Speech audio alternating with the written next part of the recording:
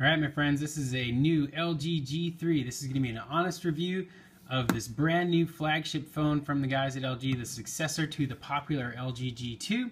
My likes, my dislikes, my review, my criticisms, my critiques, and my praise for this brand new 5.5-inch flagship phone from LG. All right, LG G3, this is a huge phone at 5.5 inches. Previously, I always thought that my top end limit was 5 inches or even 4.7 inches for screen size. I really enjoy using my phone one-handed. And for me, that means that I can do everything with one hand while I either take notes with my other hand or operate a trackpad maybe on my laptop. But I absolutely hate having to use two hands for my device. In the real world, you want to be able to pull the phone out of your pocket while you're walking down the street with a coffee, or while you're hailing a taxi, or while you're talking to somebody, and be able to use the phone quickly and easily with one hand, and then do other things with the other hand. I mean, it's ridiculous to have to use two hands to operate a cell phone. You know, that's the way things are going though these days. I mean, look at the Nexus 6 with a 6-inch screen. It's a freaking monster. I still prefer a smaller size phone. I still prefer either 4.7 or 5 inches max. Maybe 5.2 with things like the Droid Turbo, but 5.5 for me is too freaking big. This phone is too big. I'm sorry. There's fanboys out there that are going to complain and say, oh, you say the phone's too big. The phone is too big. I can't reach it with my hand. I'll give you a perfect example. If I'm in the Play Store, right, and I have this phone with my right hand, okay, and I want to go back, I'm not on Wi-Fi here, let me make sure my Wi-Fi gets activated here, but if I go to the Play Store and I want to hit that back button up in the Play Store, I can't reach it. I physically cannot reach the top corner. The phone will fall out of my hand as I try and shuffle the phone from the bottom of my hand to the top to be able to reach the back button on the Play Store. And that's just, to me, that's just unacceptable. Either Android needs a redesign or something needs to change where people have to stop having to use two hands to operate a cell phone. It's just ridiculous. Anyway, we'll get away from my little rant there on size, talk more about the body and the construction of the phone.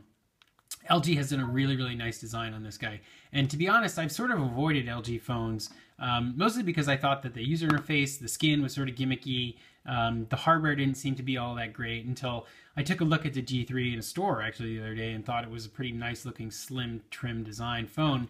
And I thought, well, you know, I'm a huge fan of the Nexus 5, which is an LG made phone, so maybe I'll try the G3 and see what it looks like. And I'm actually pleasantly surprised with the device. I do like it a lot. Starting out with the build quality, it is a sort of a plastic back. It's kind of a weird in-between sort of structure from like Samsung's kind of gimmicky, plasticky look and feel with its fake chrome and sort of like a unibody kind of Nexus sort of, you know, polymer feel like this. It's somewhere in between. It does have a removable back, so you will be able to peel the back off like you see on a Samsung phone. This phone does not have wireless charging. Some of them do. You can see there's these 4 pins that are separated on this. This is a D851. You can actually buy a replacement back that has 4 pins on it that will allow you to do wireless charging.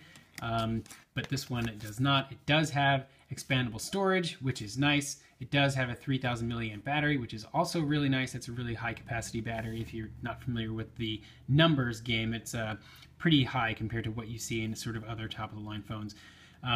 You won't get maybe 2 days of battery life like you can with the Droid Turbo, which has a 3900 milliamp hour battery.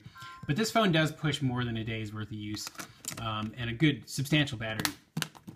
You do get a dual LED flash, 13 megapixel camera, and this sort of strange back button power volume menu access key thing. I'll talk more about that here in a second. But you do have a rear-facing camera, which I'm not too keen on. I mean, I prefer front-facing speakers. Sorry, I think I said camera. Front-facing speakers, because this sound ends up projecting into your hand, which doesn't do a whole lot when you're trying to listen to the phone.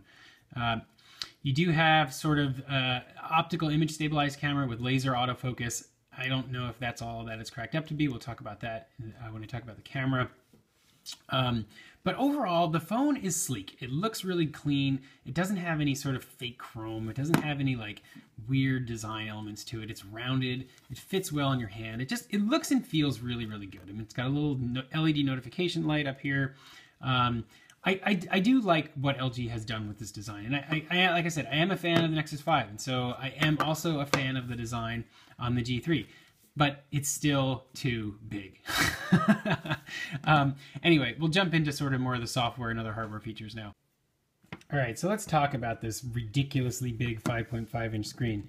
It is fan-frickin-tastic. This is the best part of this phone.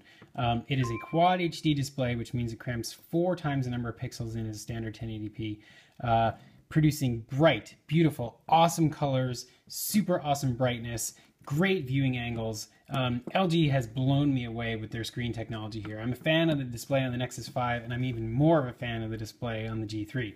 Fantastic. If you like watching videos, if you like sort of reading on your phone, or if you want a big screen device that has a great display, this phone delivers. 5.5 inches, fantastic color, great viewing angles. Like I said, the best part of the phone by far is the display.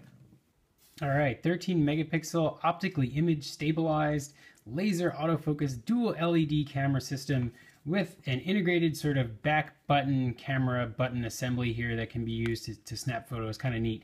Basically, you fire up the phone and the camera app, and you can press the button, boom, takes a photo. Also works for selfies. You don't have to actually, touch the screen. Sort of nice, just be able to rest your index finger back there and take some photos with it.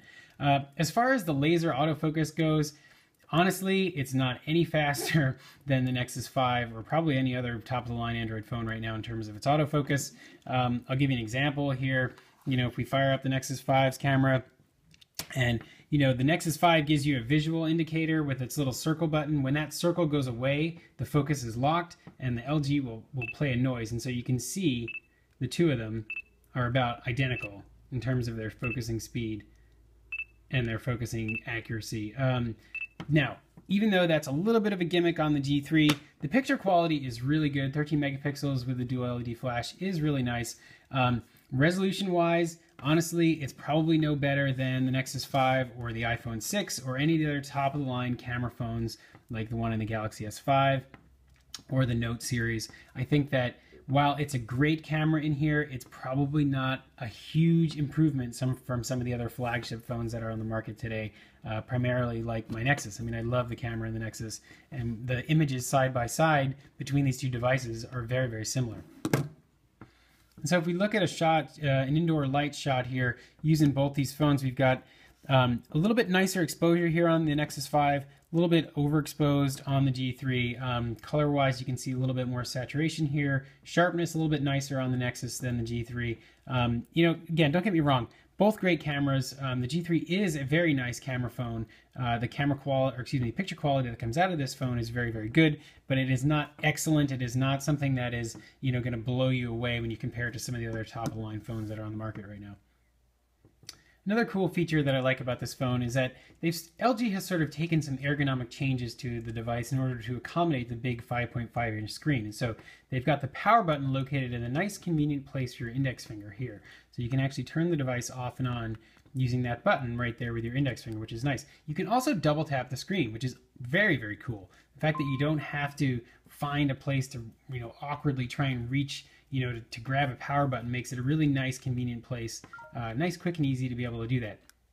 Unfortunately, they're still constrained by the limitations of Android and the fact that a lot of the things are still on screen that you have to reach that you physically can't get to. Like, for example, that microphone up there, I just can't get to it. It's a little bit ridiculous that you can't reach everything on the screen with these bigger phones with only one hand. Performance-wise, the G3 is an excellent competitor. It has a Snapdragon 801 with 3 gigs of RAM, and it is very, very fast. There is just a little bit of delay with some applications loading and some sort of drop frames and a little bit of lag. You'll notice that if I issue the Google command here, OK Google, very, very fast between the two devices. Not a whole lot of difference there. If we launch Google+, which is not running on both these devices, all the apps have been cleared. You'll see that they most likely launch at exactly the same time. Very, very close. I mean, almost indiscernible who wins there. There is a little bit of scrolling, more to sort of more smoothness on the Nexus 5 than the G3. But again, it's so close that you probably won't ever even notice the little bits of sort of lag elements on the G3. Excellent performer, top of the line phone in terms of its system performance. Another cool thing that the G3 offers is this dual window system, which is similar to like what you see on Samsung phones. We can launch the browser there, and we can launch, say, YouTube down here. You know, and what we get is we get a dual window setup, and so we can actually like, you know, go ahead and use two things at once. Little bit gimmicky, not terribly bad. I mean, I think I like, you know, this setup here. Not in your face. You know, you can get rid of it anytime you want. You can just, you know, maximize this one or minimize this one, or just close everything out altogether. You know, clear everything, go home. It's easy to use. It's simple. It can be nice if you want to do two things at once, and so kind of a cool feature. LG also offers some neat things in its in the settings part of the software that's really neat to have. They do have some one-handed operation tweaks that you can adjust. You can actually do things on the back, you know, control which applications are launched with the shortcut keys on the back of the phone. Kind of neat to have. They also have a guest mode where you can sort of pin certain apps that are only allowed for the guest to use, so they can't go through your whole phone. That's kind of cool. You can do this quick circle case thing where if you put a new case on the phone that's made by LG, you can have access to certain apps within the circle. Again, dual window. Certain things that are sort of different than stock Android that, in my opinion, aren't as in your face as TouchWiz and are nice to have, and you can turn them off if you don't want them or turn them on if you do want them. Really cool, I think, sort of layout here of the system settings. You get to adjust the font. You can, you know, I've got a custom serif font here. You know, your standard sort of Android system settings, but LG does have a little bit of a sort of custom interface here, you know, overlay on top of Android that they've put on this. Again, very, very minimal in my opinion. Maybe not as minimal as sort of the Motorola interface, but not nearly as in your face as sort of Samsung's TouchWiz. Another thing to talk about here in terms of the software that I really like about this phone is it's clean. You know, it does not have a heavy interface, a heavy overlay. It stays out of your way. Reminds me a lot of Android, sort of native Android. When you look at the sort of home screen, when you look at the app drawer, when you look at the software that's available to you, very, very clean, very nice, very smooth, very good, well-performing OS. So where does that leave us in terms of my final thoughts on this guy? Well, it's mixed. You know, honestly, I wouldn't say that I don't recommend this phone to people. I do like it. I do think that, you know, it's a great phone. Where I run into problems personally is it's an expensive phone off contract. You know, I think I paid $550 for this phone. It's a big phone, so you definitely have to enjoy using a big phone. If you don't like big phones, you're not going to like this phone. The screen quality is fantastic. I mean, that's what you interact with the phone. You know, when you're using a smartphone these days, the screen is what sort of makes the phone, in my opinion. I mean, sure, yeah, the hardware and the OS and all the bells and whistles that come along with it make your experience better or worse, depending on how they are. But primarily, you're interacting with the screen, and the screen on the LG is nothing short of fantastic. And that is kind of what draws me back to this device. You know, it's missing some key things that I don't really appreciate. It's missing wireless charging out of the box, which I don't really like. It's missing sort of the newest version of Android, Android 5, which I don't appreciate either. But it has the key elements that I do value in a smartphone, which is a great screen, sort of great build quality and ergonomics. I mean, I like the display. I like the sort of build of the phone. You know, so for me, I like it. I don't think I'm going to end up using it as a primary device because, again, I can't reach the whole phone. And that, for me, that's the ultimate deal breaker, is if I can't use it in one hand, it's not going to be for me. But when you compare this to what you can get with an off-contract phone, for example, the Nexus 5, I'm going to bring it again. Google's still selling this guy at $350. It is no slouch. I mean, this phone holds its own against this brand new LG G3, and it holds its own against a lot of other phones on the market right now. Great camera, great software, top-end specs inside this guy from when it was put out. But, you know, it has current software too, and the current software for this phone makes it a winner. So you have to really consider things like that when you're purchasing this phone. Excuse me, when you're purchasing the G3, you have to compare it to some of the other things that are on the market right now. So I hope you guys enjoyed this review. Don't forget to check out everything else I have on YouTube, and rate, comment, and subscribe.